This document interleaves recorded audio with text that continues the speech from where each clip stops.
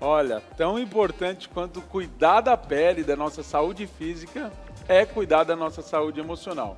Afinal de contas, para que nós tenhamos boas relações, é importante que a nossa saúde emocional esteja em dia. E para isso, hoje a gente está recebendo aqui a Ana Paula Manzoli, ela que é psicóloga. Seja bem-vinda, Ana. Obrigada. Muito Ela que obrigada. vai falar para a gente tudo sobre como ter uma boa saúde emocional, não é isso, Ana? Sim, com certeza. Bom, primeiro, obrigada pelo convite, por estar aqui. É um prazer muito grande. Para mim, falar de saúde emocional é fantástico, porque hoje, por mais que a psicologia evoluiu, as pessoas têm ainda dificuldade de assumir que, assim como elas vão num médico que é especialista no corpo, elas vão num personal quando elas precisam emagrecer, elas vão em qualquer outro profissional, mas elas acabam não procurando o psicoterapeuta para ajuda, né? Então, o autoconhecimento é tudo, porque o autoconhecimento, a mente, quando você tem controle da mente, você controla a mente, você controla a sua vida emocional, a sua vida profissional, os seus relacionamentos, a sua família e tudo mais.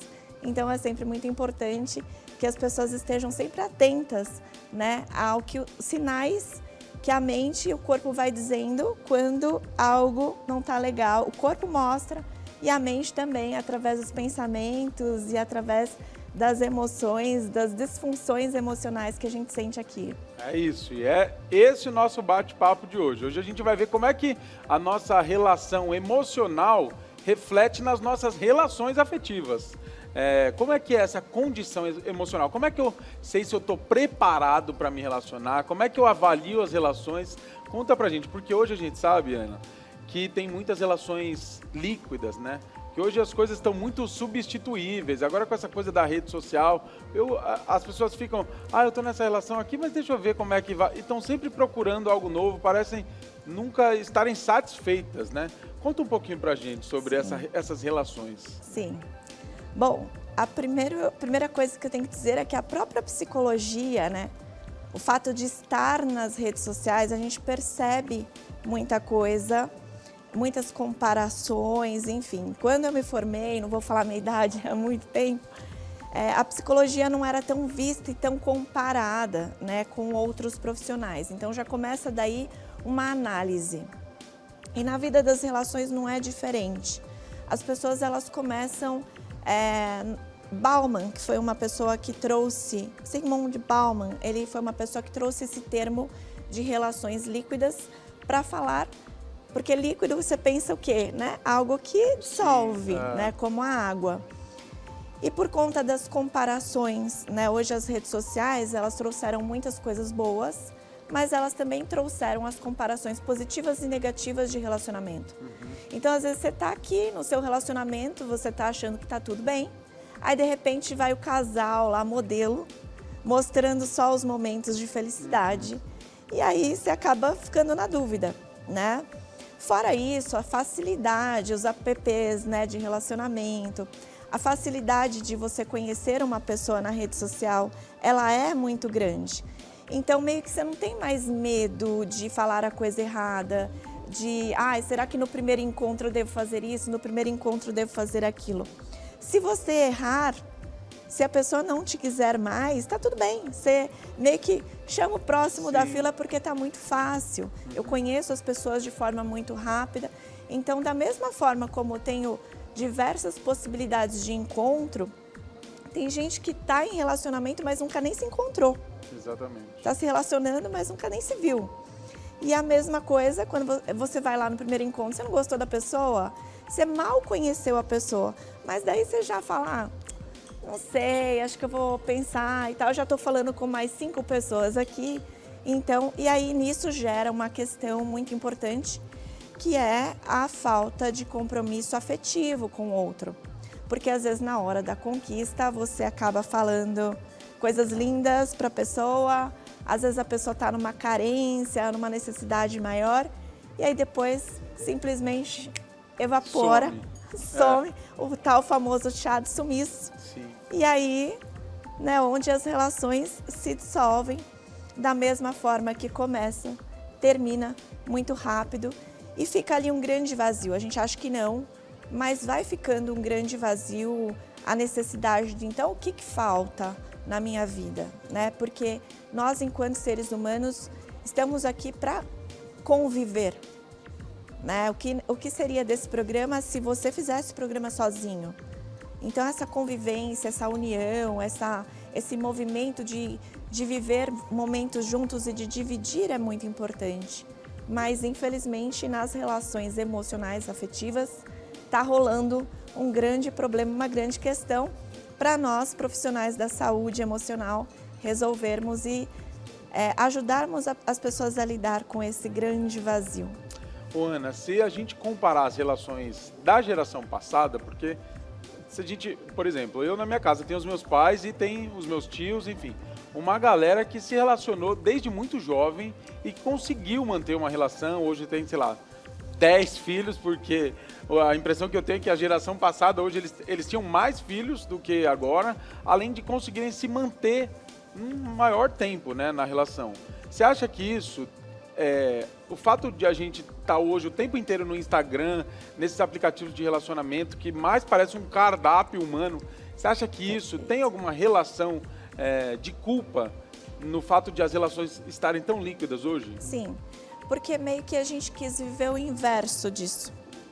A gente via os nossos pais se relacionando. Eu tenho uma vantagem, porque os meus pais fizeram 52 anos de casados e tiveram uma relação muito saudável. Não se separaram, não se desrespeitavam e muito pelo contrário, traziam bastante amor, sabe? Assim, era uma relação de respeito, de amor, de carinho, de cumplicidade.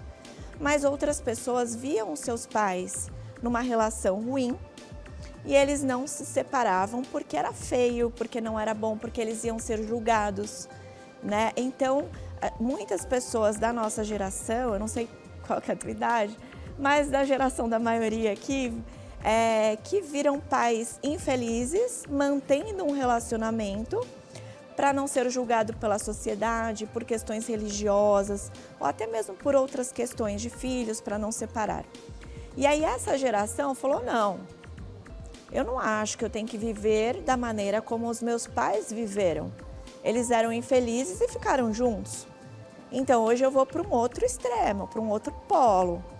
E aí onde, então assim, pela facilidade, como a gente acabou de falar, vou fazer o contrário. E esse contrário ficou viciante. Existem pessoas, até existe novas doenças, né, que ainda não estão relacionadas numa coisa chamada de DSM, que é um manual de doença, mas que as pessoas têm vício na sensação de conhecer e conquistar uma pessoa. A partir do momento que ela conhece e ela conquista essa pessoa, para ela já é o suficiente. E aí ela acontece, ela descarta. Aí ela parte para a próxima. Pode ter sido uma pessoa incrível, mas ela fala, bom, daqui tá ótimo. E tem aquelas pessoas que buscam, essa aqui é legal, mas ela mora um pouco longe da minha casa. Essa aqui é legal, mas ela mora perto, mas ela tem filho e eu não quero ter filho. Essa aqui é legal, não tem filho, mora perto, mas ela não tem o corpo ideal que eu gosto, que me atrai. E assim vai. E assim as pessoas vão procurando de uma forma bastante superficial um relacionamento. Você falou de um ponto muito interessante, que são as crianças que conviviam com os pais, que não tinham um melhor modelo de relacionamento.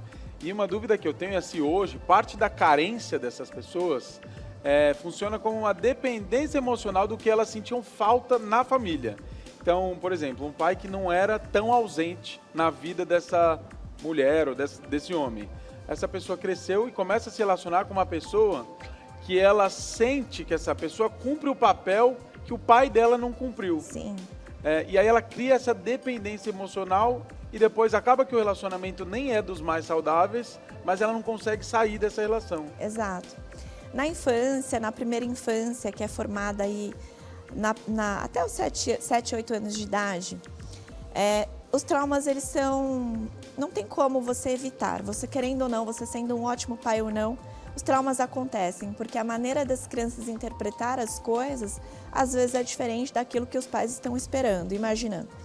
Então é possível sim que uma criança ela veja uma situação lá, ou um pai ausente, ou uma mãe ausente, ou uma rejeição, por exemplo, o pai que foi embora, ou a mãe que rejeitou, que aparentemente gostava mais do filho mais velho, enfim. Então ela fica com essa marca, com essa ferida. E às vezes ela vai buscar preencher esse vazio, justamente por falta de se conhecer, ela vai buscar preencher esse vazio num relacionamento emocional. E aí é onde eu me relaciono com você como se você fosse na obrigação de fazer o papel de um pai, de preencher o vazio que o pai não conseguiu. E eu fico buscando isso nas relações. E aí entra no que você falou, da dependência emocional.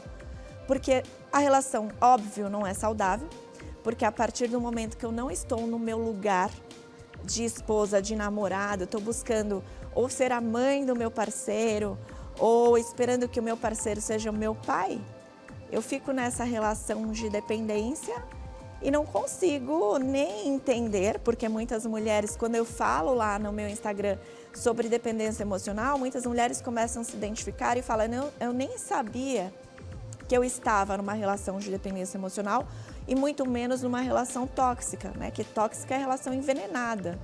Então, às vezes, você fica buscando no parceiro isso, ou sabe que tá ruim, sabe que a relação tá ruim, porque o cara tá tratando mal, ou que a mulher tá tratando mal, mas você não se sente capaz, você se sente inseguro e incapaz de buscar uma outra pessoa. Por medo, por insegurança e por mil motivos que as pessoas que estão na dependência emocional, no relacionamento, elas tentam justificar para si mesma que tá tudo bem, não. No fundo, ele é uma boa pessoa, eu não me separo por conta dos meus filhos, eu sou dependente dele financeiramente, e N coisas que as pessoas vão colocando para justificar essa questão da dependência emocional. Ana, você foi dando algumas características desse tipo de relacionamento e pareceu muito com um relacionamento de dependência química, né? Porque às vezes a pessoa sabe que o que ela está usando está fazendo mal para ela, sabe que aquilo não é bom, mas de certa forma ela não consegue se desapegar. Tem alguma relação de dependência química para dependência emocional? Total relação. Por incrível que pareça, o nosso cérebro, ele manifesta as mesmas ações hormonais do que o uso da droga. As mesmas ações químicas no cérebro, elas são produzidas quando a pessoa é viciada em droga. Óbvio que a droga, ela causa outros efeitos, mas a sensação de saber que não é bom, mas eu preciso usar, não é bom, mas eu preciso só um pouquinho, eu vou aceitar só uma migalha. Quando a gente está falando de dependência, a gente está falando de alguém que não consegue viver sem. E a pessoa que tem dependência química, ela não consegue viver sem a droga, se ela não está em tratamento, enfim. Então, ela fica ali em busca de qualquer coisa. E aí, é uma coisa muito interessante, que essa coisa das redes sociais, as pessoas, elas ficam buscando, aí entra stalkear a pessoa, uma curtida, um comentário, a primeira pessoa que viu meus stories, ele teve algum movimento e isso me libera alguns hormônios dentro de mim, que é a sensação da pessoa que está em uso ou que está em busca da droga. Então, se eu sou viciada em cocaína e eu sei que tem aqui uma droga, só a sensação de saber que ela está perto de mim, que eu vou fazer uso daqui a pouco, que eu posso fazer uso, mesmo tendo a consciência que faz mal, o meu cérebro desliga dessa consciência que faz mal e eu quero usar aquilo, mesmo sabendo que eu vou me arrepender, que eu vou ficar mal. E aí sempre eu falo, mas essa vez foi a última. Eu nunca mais vou falar com a pessoa, eu saí de casa, a pessoa ela me tratou muito mal, ela me agrediu verbalmente, ou ela me agrediu não só com palavras, mas com agressões físicas, então nunca mais. E aí no dia seguinte, ela tá lá de volta, dando uma chance. Não, porque ele mudou. Sim. Não, mas dessa vez vai ser diferente. As coisas com o tempo vão melhorando, enfim. Nossa, esse é um tema que assim abrange um monte de coisa que a gente ficaria aqui a tarde toda falando depender sobre de isso. mim ainda. Falo pra caramba. Mas é que tem muito assunto, tem vários assuntos entrelaçados em relação a relações líquidas, que é o que a gente está falando, e a dependência emocional. Mas você falou uma coisa interessante que eu queria até que você desse uma dica para o pessoal que está assistindo. Como é que eu identifico se o que eu estou recebendo é o que eu mereço? Não é uma migalha. Como é que eu faço essa definição? Tá. Primeiro é aquela questão de você se conhecer e você buscar o seu valor. Quem é você? Né? Qual é a sua história? O que você sonha? Que tipo de relacionamento você acredita que seja ideal? E aí você constrói esse ideal e você avalia.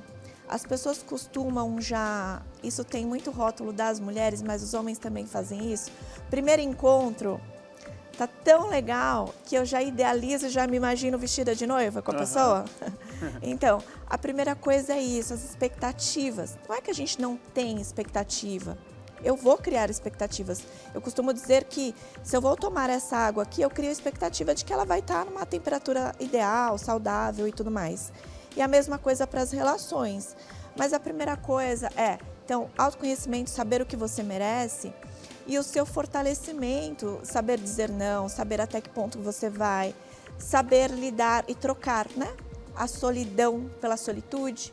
Porque muitas pessoas também, elas não terminam um relacionamento porque elas não sabem ficar sozinhas. Sozinha eu não sei viver, então eu vou pegar... Pode ser você mesmo, pode ser qualquer pessoa. Com o tempo eu vou mudando você, com o tempo eu vou transformando você na pessoa que eu gostaria que fosse. Mas ninguém muda ninguém. As pessoas mudam porque elas vão buscar ajuda, elas vão buscar esse autoconhecimento, ainda assim com muito custo, porque mexe na ferida e dói, então é um processo que tem começo, tem meio, mas nunca tem fim. Então a dica que eu dou é primeiro se conheça, saiba quem é você, se fortaleça e aí depois você começa a identificar o seu relacionamento. Será que este é um relacionamento saudável ou será que eu estou criando uma fantasia de querer mudar essa pessoa e querer construir uma pessoa que seria o ideal, mas que eu olho para essa pessoa e eu vejo que não é bem assim. Ela não me trata da maneira como eu acho que é ideal, ou ela está muito parecida com meu pai, ou ela está muito parecida com a minha mãe, ou ela está muito controladora, e tem vários sinais que as pessoas vão dando à medida que eu encontro com você. No primeiro encontro você já vai me dar um sinal positivo ou negativo, e com o tempo você vai me mostrando quem é você.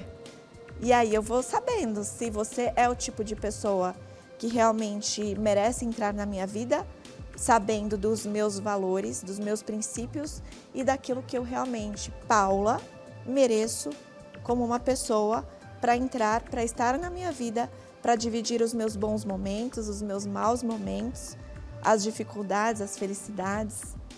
E é basicamente isso é o principal. Né? Olha, é um assunto muito delicado porque hoje em dia, infelizmente, as pessoas estão muito traumatizadas por terem tido relações tóxicas, enfim, que não fizeram bem para elas. E se a gente pegar duas pessoas traumatizadas, talvez elas se machucam. Exatamente. Então, assim, eu acho que o importante, né, Ana, se você puder, quiser até complementar, é da gente se conhecer. Porque às vezes ficar pulando de galho em galho, você não se resolveu de uma relação, aí você pula para outra relação sem ter resolvido a relação anterior por uma carência, às vezes, que você precisa cuidar sozinha. É sozinha que você vai cuidar disso. E aí você vai fazendo uma bola de neve de traumas. Exato, né? Exato. Por exemplo, as pessoas que foram... Fui traída. Não precisou nem acontecer algo em relação ao meu pai. Eu fui traída. E aí eu causo essa insegurança. Então eu começo a me relacionar com alguém, eu já levo essa insegurança para esse relacionamento. Eu não resolvi isso. Então qualquer movimento diferente que você faz, você não me atendeu na hora que eu te liguei. A minha mente já vai para esse lugar de trauma. Por que ele não atendeu?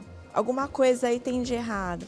E aí eu começo a transformar essa relação, que talvez seria uma relação legal, uma relação saudável, numa relação completamente tóxica. Porque eu começo a te cobrar, eu começo a ser chata. E isso não é só as mulheres que são ciumentas, os homens também são ciumentos. Enfim, não é uma questão de gênero, né? É uma questão realmente de história de vida, como você bem falou, mal resolvida. Então você vai levando e aí as pessoas vão se fechando, não, porque eu não sirvo mais para ter um relacionamento. Não é que você não serve mais para ter um relacionamento, é que você não sabe lidar com frustrações, você não resolveu as suas feridas, você está carregando uma mochila de traumas, de medo, de insegurança, e quando você conhece alguém, você já despeja essa mochila de traumas na pessoa e, obviamente, que essa relação vai ser mais uma traumática para você. Eu costumo dizer que a relação de ciúme, né, está completamente relacionada à relação de confiança. Porque até que ponto esse ciúme é saudável? Até que ponto está passando dos limites? Porque quando você confia na pessoa, ela pode ficar de ponta cabeça onde ela quiser, que você não tem nenhuma relação de ciúme, né? Claro, às vezes uma relação saudável, mas se você não confia, daí não tem o que a pessoa faça que vai te fazer. E quando você está numa relação que você não confia, se eu pudesse te dar uma dica, não sendo psicólogo, meu filho, sai dessa. Sai dessa, porque isso, eu acredito que só gera ainda mais trauma para essa pessoa, né? Pior. Eu costumo dizer que o ciúme é um sentimento, como qualquer outro. A raiva é boa? Não, mas você tem raiva. A tristeza é boa? Não, mas você já sentiu tristeza. O ciúme é a mesma coisa, né? Quando você, coisa do ser humano. Quando você gosta muito de alguém ou de alguma coisa, até de um objeto, seu carro, por exemplo. Você pode me dizer, você pode emprestar seu carro para um amigo, mas você fica com aquele ciúminho ali de se ele raspar a roda, se acontecer alguma coisa. É a mesma coisa no relacionamento. Então, o ciúme é normal, mas ele passa a ser doentio quando você começa a projetar aquilo que aconteceu com você, na sua história, no seu passado, no seu pai que traiu sua mãe, na sua mãe que traiu seu pai, você passa a projetar esse sentimento na relação. E aí você começa a demonstrar a confiança, o parceiro ou a parceira começa a não entender isso e parece que começa a fazer o contrário. Começa a realmente te dar munição para você falar, tá vendo? Sim. Era isso, você não atendeu, você sumiu, você não deu satisfação, você não estava no lugar que você falou e as coisas parecem meio que imã, assim. As coisas parecem que começam a acontecer e parece até proposital. Mas o ciúme é uma maneira inconsciente de você empurrar a pessoa para fora do relacionamento, porque você vai tendo um comportamento tão ruim, tão negativo, que ninguém suporta. Eu já tive num relacionamento onde a pessoa tinha muito ciúme e eu comecei a ficar tão desgastada que eu falava, poxa, eu respiro, a pessoa acha que eu estou respirando e pensando no cheiro de outra pessoa, então eu prefiro não estar numa relação como essa, né? Nossa, Ana, é o que eu falei, esse assunto aqui, gente, dá para falar a tarde inteira. Infelizmente o nosso tempo é curto, mas eu quero te agradecer pela sua presença. Você que está nos assistindo aí em casa e por acaso não consegue identificar ou sabe que está numa relação de dependência emocional, procura pela ajuda de um profissional, que eu tenho certeza que essa relação não vai te fazer bem. Você só está postergando o seu sofrimento. Então, Ana, passa os seus contatos, conta para as pessoas como é que elas te encontram, para que você ajude elas nesse sentido. Sim, claro. Bom, o meu Instagram, que eu acho que é o mais fácil, né, das pessoas me encontrarem, é paula.manzoli. O Manzoli é com M de Maria, A-N-Z-O, vai estar na... Sim, tá, acho que está na tela Manzoli, né? paula.manzoli, esse é o meu Instagram. E eu faço lives ao meio-dia, numa página chamada Resiliência Humana, acho que também as pessoas devem conhecer. Enfim, vocês podem me encontrar de forma fácil aí, tanto no meu Instagram, paula.manzoli, ou através do canal Resiliência Humana também, que fica mais fácil aí, às vezes você já até segue. E me sigam, porque lá tem dicas sobre relacionamento, tem dicas sobre relações tóxicas, tem dicas sobre relações saudáveis. Resiliência Humana, você trabalha... É do meu amigo, eu faço live lá. Que legal. Nossa, eu acompanho, inclusive. Robson Amushi. Que legal. Exato. Que legal. E é isso. Então, assim, aí lá tem diversos assuntos voltados para essa questão de relacionamento e família, porque um casal, quando tá mal e tem os filhos, fica todo mundo doente, né? Então lá eu vou dando dicas para tudo isso. Muito obrigado, Ana. Mais uma vez, foi um prazer te receber aqui. O prazer foi todo meu. Volte sempre, porque a gente precisa conscientizar as pessoas da importância de termos uma boa saúde mental. Gente, a gente vai para um rápido intervalo, você fica coladinho, é o tempo de pegar um cafezinho na garrafa e voltar para o lado da telinha, porque daqui a pouquinho a gente está de volta. Fica aí. Obrigada.